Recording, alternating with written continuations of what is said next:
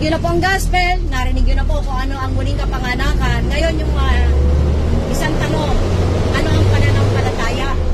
Saan galing ang pananampalataya? Sino ang pananampalataya? Paano siyang darating? At bakit siya mahalaga? Sabi po ng Hebrew 11:1, ang pananampalataya, kapanatagan sa mga bagay na hindi pa natin nakikita. Katiyakan sa bagay na hindi natin nakikita. Meron tayong kapanatagan, meron tayong inaasahan. Lahat ng tao umaasa ng langit. Wala namang gusto ng impyerno talaga. Umaasa ang tao. Pero meron pong panuntunan. May paraan ng Diyos. Katulad po sa trabaho o sa isang eskwelahan kung nag-aaral pa. Meron silang panuntunan na kailangang masunod upang makapasok sila sa trabaho. Ganon din po ang langit. May panuntunan ng langit. Hindi po maaaring sabihin natin mabait naman ako, kaya papasok ako sa langit. May paraan po at panuntunan ng Diyos kung paano siya makakapasok sa buhay na walang hanggan. Ngayon, saan galing ang pananampalataya? Ang pananampalataya mula sa langit ibinaba. Sino yun? Si Kristo. Ang Diyos naghanda ng isang katawan sa pamamagitan ni Kristo Jesus upang lahat na sasampalataya sa Kanya ay magkakaroon ng katubusan, magkakaroon siya ng tinatawag na buhay na walang hanggan. Paano siya darating? Ang pananampalataya po darating sa pamamagitan ng pakikinig at pakikinig ng salita ni Kristo. Wala pong ibang salita ang pwedeng magligtas sa tao sa kapahamakan, sa impyerno, liban sa salita ni Kristo. Bakit mahalaga ang pananampalataya? Kasi po, ginanap na po ng Panginoong Hesus lahat ng katubusan sa ating kasalanan. Siya po kaya napako sa krus, naging tao siya 33 years siyang naging tao. Pagdating doon sa tamang panahon na kung saan ang kanilang execution ay crucifixion, naihanda na ng Diyos ang katubusan. Siya ay pinagbintangan, nilait, hiniya ng pagsugalan ng kanyang kasuotan. At doon, sa krus siya ay pinako upang ang kanyang hanggang sa ang dugo niya ay umagos, nabuhos at naubos. At dahil doon, bago siya namatay, sabi niya, it is finished. Natapos na niyang ganapin ang katubusan sa mga taong sasampalataya sa kadakilaang ginawa niya.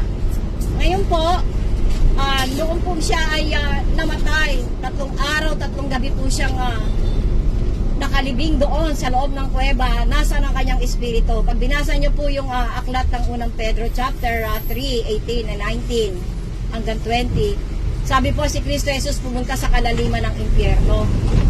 Kung paanong tiniis niya yung hapdi at kirot ng ipako sa krus, yung kanyang espiritu, tiniis din niya ang nandun siya ng 3 araw at 3 gabi sa ilalim ng impyerno upang hindi natin po maranasan yung kalagayan ng isinumpa sa krus ng Kalbaryo at yung pong hirap ng espiritu na naroon sa apoy ng impyerno.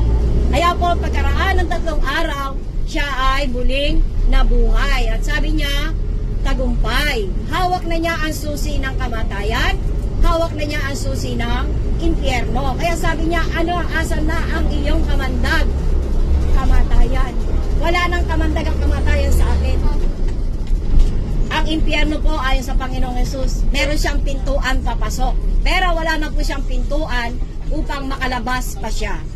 Kaya po napakahalaga po na saliksikin nyo ang Biblia. Ang transaksyon po ng Diyos para sa bawat isa sa atin, dito lang sa lupa.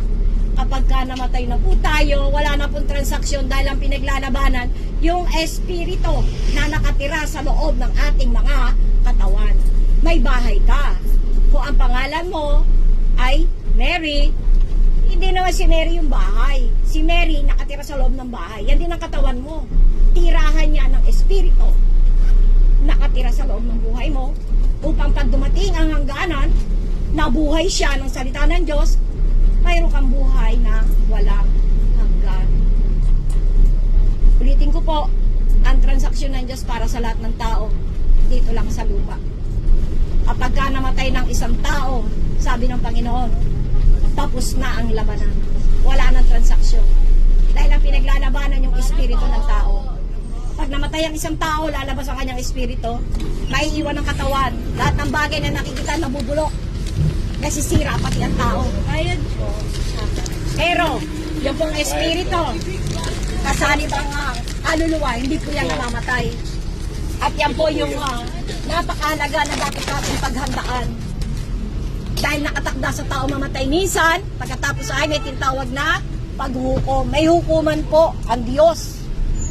Tinakda sa tao mamatay minsan tapos hukuman. Wala na pong ano yan. Iba pang pwedeng mangyari. Pag namatay ang tao, parang Shopee yan o parang Lazada, i-deliver na yan kung saan siya dapat i-deliver. Kung naabot siya sa tamang sukat ng pananampalataya, may buhay na walang hanggan siya. Pero kung hindi nabuhay ang kanyang espiritu, ang impyerno may pintuan papasok, pero wala na po yang pintuan para makalabas pa ang isang tao. May entrance